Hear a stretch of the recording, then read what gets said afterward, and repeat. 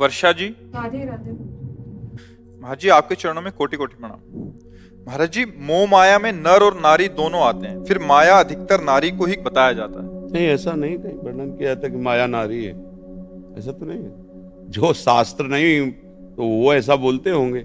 बकाया जो माया का स्वरूप वर्णन किया गया है वो स्थूल शरीर और सूक्ष्म शरीर, जिसमें मन, बुद्धि, चित्त, अहंकार ये और जो कारण शरीर, स्वभाव, ये सब माया के अंतर्गत। माया का स्त्री केवल माया है ऐसा सब तो ऐसे ही गांव भाषा में कहते हैं, शास्त्रीय भाषा में ऐसा नहीं कहा गया। पुरुष नपुंसक नारीवा जीव चराचर कोय सर्वभाव भज कपट तज मोह पर। अगर स्त्री ही माया शास्त्रों में वर्णन होती तो मीरा जी, रत्नावती जी और बड़ी बड़ी महामहिम जो संत हुई हैं, फिर इनकी महिमा हम क्यों गाते? माया की महिमा गाएंगे क्या? सब उन संतों से कहीं कोई कम नहीं है। चाहे बच्चा संत बने, चाहे स्त्री संत बने, चाहे पुरुष, जो भजन कर रहा है वो सब महामहिम भगवान का है। माया का मतलब है जहां शास्त्र में वर्णन है, मैं और मोर तोर तय माया जे बस कीने जीव। यहां देखो स्त्री पुरुष शब्द आया है क्या? यहां मैं और मोर तोर तय माया जे बस कीने जीव निकाया। और फिर गो गोचर जहां लघु मनु जाई सो सब माया।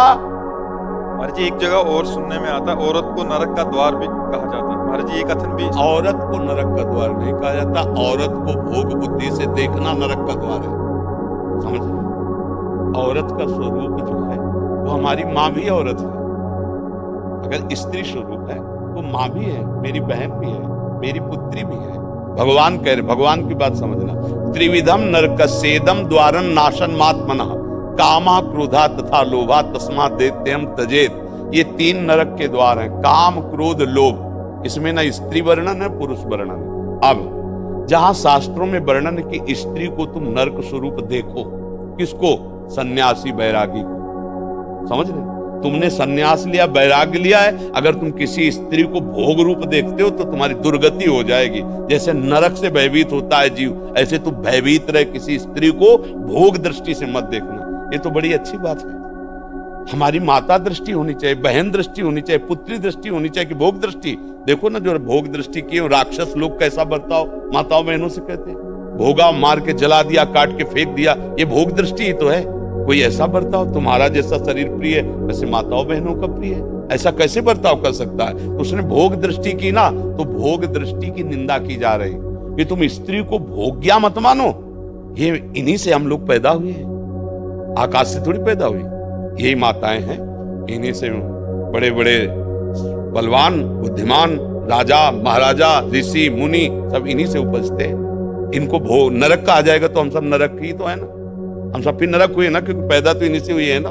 कोई भी महात्मा आकाश से थोड़ी उतरा है, माता से तो पैदा हुआ है, तो वो माता आप ही लोगों में तो होती है। किसी भी माता से, अच्छा कोई ऊपर से नीचे तक, चाहे लोक में देख लो या परलोक में, जननी के सिवा, अगर भगवान नारायण तो लक्ष्मी जी बगले में है, महादेव तो अंबा जी पासे में बैठी हुई, इनके बिना सत्ता ही नहीं है। शक्ति के बिना अगर वो मात्रा ऐसे न चढ़े शक्ति की, तो शिव को क्या बोलोगे? सौ। ये शक्ति ही शिव है। ऐसे ही तुम्हारे जीवन की एक साथी स्वरूप बन करके भगवान आए हैं, तुम्हें दुलार करने के लिए, तुम्हें सुख पहुंचाने के लिए। माता की तरह भोजन बना के पत्नी दुलार करती है, मित्र की तरह तुम्हें सही सलाह देकर तुम्हें सुखी करती है, सर्वस्व अपना अर्पण कर। उसको नरक कैसे? हाँ, अभी बताया कि जहां शास्त्र में लिखा उनके लिए। अब तुम वैराग्य ले लिए हो, सन्यास लिए हुए हो, और माताओं बहनों को गंदी दृष्टि से देखोगे तो क्या होगा? इसीलिए कहा गया नरकशन किसका? जो तुम भोग दृष्टि कर रहे हो। नहीं तो क्या शास्त्र आदेश करता है? जननी समझानो पर नारी। तुम्हें माता के समान देखना चाहिए। तुम भोग रूप देखते हो, मतलब तुम स्वयं नरक के अधिकारी हो रहे हो केवल देखने मात्र से। उसका भाव समझना। अब ऐसा नहीं कि शास्त्र नारी की निंदा करते हैं, नहीं। किसी भी बहन बेटी को तुम गंदी दृष्टि से देखो, तुम्हारा सम्मान होगा क्या? दृष्टि तुम अपनी बदलो। मतलब तुमने नारी की तरफ भोग दृष्टि से देखा, नरक के अधिकार तुम्हारे फिट हो गए। नरकश नारी मतलब नारी को तुम भोग बुद्धि से देखा, तुम्हारा नरक का बिल पास हो गया है। तो बात समझनी है। अगर उसको ठीक समझ नहीं है तो आपकी बात को गलत ढंग से पेश करके वो फिर निंदा का कारण बन जाता है कि शास्त्रों में नारी की निंदा की। ऐसा नहीं है। सावधानी का वर्णन किया गया। भगवान श्री राम जब चल रहे हैं तो आगे जानकी जी को चलाते जंगल में। अगर घर परिवार में कहीं अंदर है तो आगे पति और पीछे पत्नी, लेकिन अगर जंगल है, भयावह स्थिति है, तो आगे पत्नी, पीछे सुदृढ़ उसकी रक्षा के लिए चल रहे। मतलब भाव को समझना है। जैसे कहा जाता है माताओं बहनों के लिए सुरक्षा अति आवश्यक है, आवश्यक है। शास्त्रों में जो कहा गया है कि उद्याने च मद्यपाने च राजद्वारे पितागृहे बिना अज्ञान गंतव्यम वरयाचति वरांगना, वो ब्याह के समय कहा जाता है कि किसी जंगल में बगीचे में कभी अकेले मत घूमना, पति को साथ लेकर ही जाना। जहां कोई मदिरा पिए बैठे हो, गंदे लोग बैठे हो, वहां से अकेले मत जाना, किसी को साथ ले लेना। कभी राज दरबार में अकेले मत जाना, किसी को साथ लेना। ये सब शास्त्र सुरक्षा के लिए, वो कमजोर या निंदास्पद बात नहीं कह रहे, सुरक्षा की। मतलब आप पढ़े लिखे हो, बहुत बढ़िया है, लेकिन 4 लोग गंदी वृत्ति वाले मिल गए, अब आपको सहयोग की जरूरत है। आपका स्त्री शरीर है, तो इसीलिए कहा गया कि पति के आज्ञानुसार या 2-4 व्यवस्थित ऐसे चलना। अब उसको अगर हम अवहेलना में लेके भाई नारी भी स्वतंत्र होनी चाहिए, हाँ पढ़ने लिखने में स्वतंत्र हो, खाओ पियो स्वतंत्र हो, खूब घूमो फिरो अपने परिवार के साथ स्वतंत्र हो। तो इसीलिए जो शास्त्रों में सावधानियां वर्णन वो गलत नहीं है, उनका अर्थ गलत करके आपको बताया जाए तो आपको लगेगा कि शास्त्रों में नारी की निंदा की जा रही। ऐसा नहीं है, पूरे शास्त्रों को भगवत कृपा से जहां तक पढ़े। अब जैसे पुरुषों में सब ईमानदार थोड़ी होते हैं, ऐसे माताओं बहनों में सब अपने धर्म से चलने वाले थोड़ी होते हैं। तो जहां कहीं आपके आचरण गलत हो रहे हैं तो आपको डांट लगाएगा शास्त्र, और पुरुष को लग रहा है तो उसको डांट लगाएगा। अब वो सार्वजनिक नहीं है, वो सार्वजनिक सिद्धांत जब पढ़ोगे तो उसमें अलग होगा।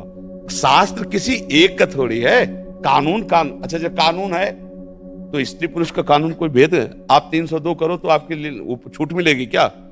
अगर फांसी की सजा है तो तुमको भी चढ़ा दिया जाएगा, आजीवन सजा तो तुमको भी मिल जाएगी यदि वयस्क हो। ऐसे ही शास्त्र का कानून। तो इसलिए कभी ऐसा न सोचे कि शास्त्र मनमानी लिखे, कहीं भी संशय हो कभी भी आकर बात कर ली जाए।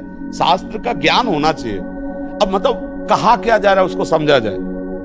अगर उसको केवल उतनी बात काट के, मान लो पूरी बात हम कह रहे हैं, आप आगे की काट दो पीछे काट दो, बीच की वही बात ले लो, तो अब वो फिर कैसे समझ पाओगे? फिर लगेगा कि देखो कैसे निंदा कर रहे हैं। तो ऐसे ही जो निगेटिव प्रचार करते हैं वो उस बात को लेकर के निगेटिव फेंक दिया।